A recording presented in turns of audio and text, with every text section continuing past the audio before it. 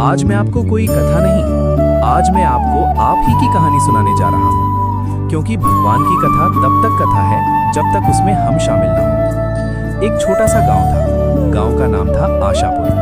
नाम से लगता था जैसे वहाँ हर किसी के जीवन में आशा होगी, लेकिन सच्चाई ये थी कि वहाँ रहने वाले ज्यादातर लोग अंदर से टूट चुके थे। किसी के पास धन नहीं था, किसी के पास स्वास्थ्य नहीं, किसी के पास सम्मान नहीं, और सबसे दुख की बात, किसी के पास शांति नहीं थी। उसी गांव में एक बूढ़ा आदमी रहता था।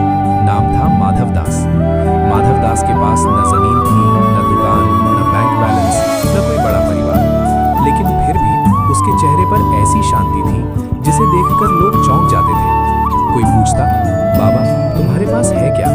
तो वो मुस्कुरा कर कहता, जो चाहिए था वो मिल गया।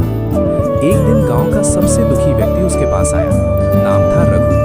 रघु बोला, बाबा मैं रोज मंदिर जाता हूँ, दीपक जलाता हूँ, अगरबत्ती लगाता हूँ, फिर भी भगवान मेरी नहीं सुनते। माधव दास ने बहुत शांति से पूछा, तू मंदिर से निकलते समय भगवान को वहीं छोड़ आता है या साथ लाता है? रघु चुप हो गया।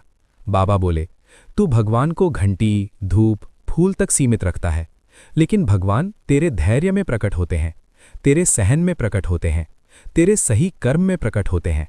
रघु बोला, लेकिन बाबा मेरी जिंदगी में सिर्फ दुख ही दुख है।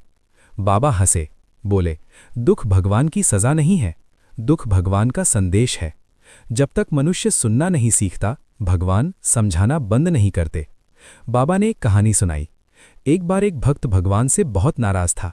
वो रोज रोता, मैंने क्या गलती की? भगवान ने कहा, तूने विश्वास किया लेकिन अधूरा, तूने कर्म किया लेकिन डर के साथ, तूने भक्ति की लेकिन शर्तों पर। भगवान बोले, भक्ति सौदा नहीं है, भक्ति समर्पण है। माधव दास ने कहा, रघु तू भगवान से कहता है पहले सुख दे फिर विश्वास करूंगा। भगवान कहते हैं पहले विश्वास कर फिर सुख अपने आप आएगा। रघु की आंखों में आंसू आ गए।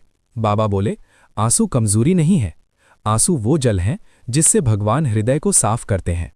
गांव में धीरे धीरे खबर फैलने लगी कि बाबा के पास बैठने से मन हल्का हो जाता है। एक दिन एक बहुत अमीर आदमी आया। उसके पास सब कुछ था लेकिन नींद नहीं थी।